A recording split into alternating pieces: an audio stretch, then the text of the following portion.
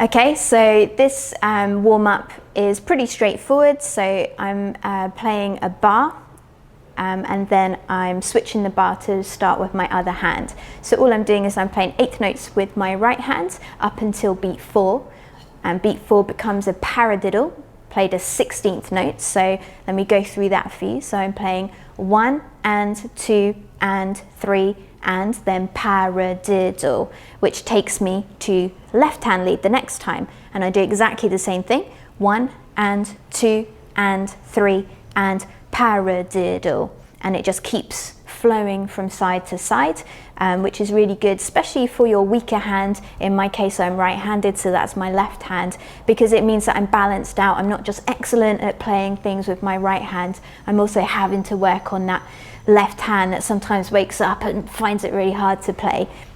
So I'm going to play it again, maybe join in with me this time. So let's try 1 and 2 and 3 and 4 and